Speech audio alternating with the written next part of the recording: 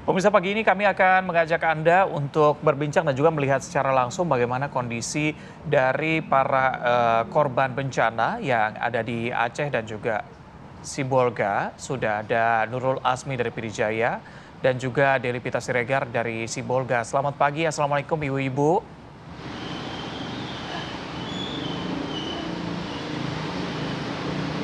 Saya ke Ibu Nurul terlebih dahulu. Ibu Nurul, mungkin Anda bisa jelaskan bagaimana kondisi Anda dan juga rekan-rekan di pengungsian pagi ini dan harapannya sejauh ini bagaimana Ibu Nurul? Mungkin kita ke Ibu Deli Pita Siregar dulu ya dari Sibolga. Baik. Ibu Deli Pita, selamat pagi. Saat ini bagaimana kondisi di sana dan juga kalau melihat upaya dari pemerintah untuk membangun hunian sementara dan juga hunian tetap, seperti apa? Sudah adakah pembangunan di sana, Bu? Iya. Kalau hunian masih di apa kami, Bu? Masih di masjid. Pengungsian. Kami masih tinggal di masjid, Bu. Iya. Baik, masih tinggal di masjid ya, Bu ya? Ya, kalau kondisi di masjid atau pengungsian sendiri seperti apa, Bu, saat ini?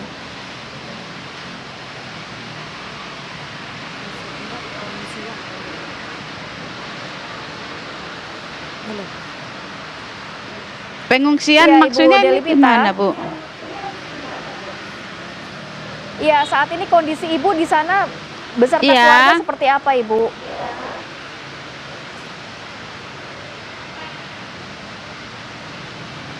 Alhamdulillah sehat. Anak-anak udah pada sekolah. Alhamdulillah sehat, semuanya anak-anak juga sehat. Jadi untuk sementara kami masih di masjid tinggal, Ibu. Iya. Iya. Oke, kondisi semua dalam keadaan sehat, tapi pembicaraan mengenai nanti tinggalnya akan di mana, berapa lama di sana, itu sudah ada pembicaraan belum sih, Bu?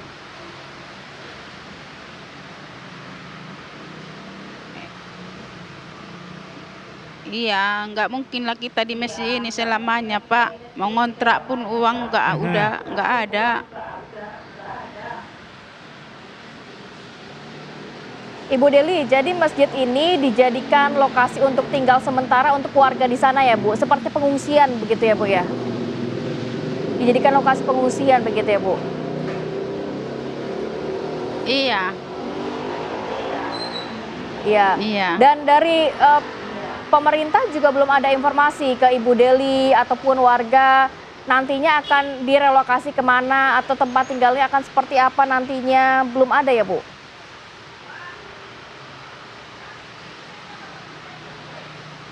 Belum ada, Bu. Oke, baik, saya bergeser ke Ibu Nurul ya. Baik, Ibu Nurul, ya. Apakah sudah ada informasi nantinya tempat tinggal Ibu akan di mana nantinya? Sudah tahu, Ibu? Belum tahu, Bu, belum ada informasinya. Kami mau tinggal di mana belum ada informasi tentang tempat tinggal. Tapi kondisi rumah Ibu saat ini rusak parah atau memang masih ada sisa atau bagaimana, Ibu? Di belakang rusak parah, di belakang. Dapur rusak parah, kalau di depan nggak rusak, cuma nggak bisa dibersihin. Lumpurnya terlalu tinggi. Oke. Nggak bisa dibersihin. Oke, Bu Nurul, sudah adakah dari pemerintah daerah misalnya untuk proses pendataan begitu bahwa rumah Ibu kondisinya memang sudah tidak layak dihuni lagi?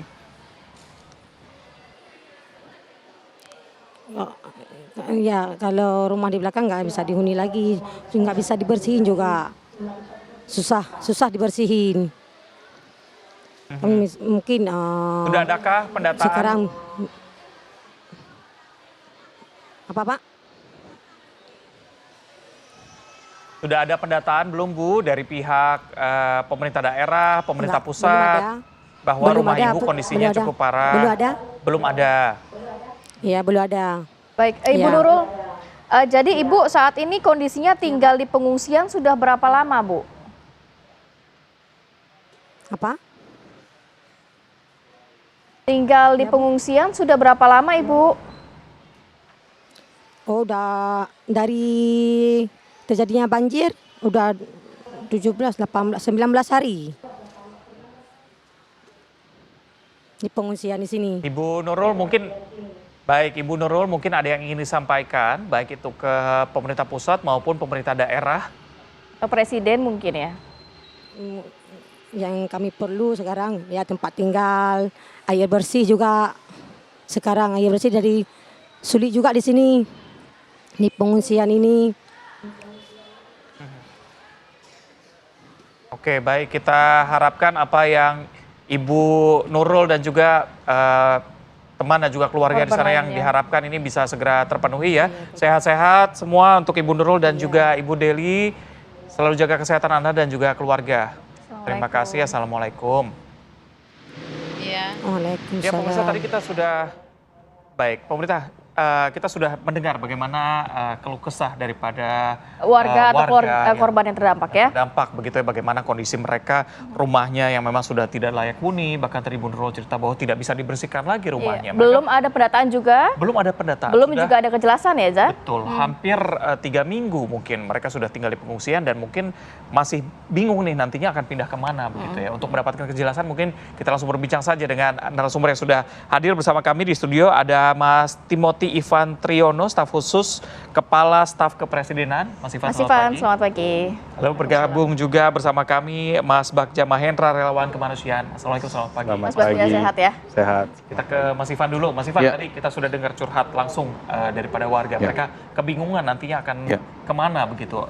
Dari pemerintah sendiri kan sudah ada pemetaan rencana ya pembangunan hunian sementara dan juga hunian tetap. Progresnya sejauh ini sudah sejauh mana, Mas?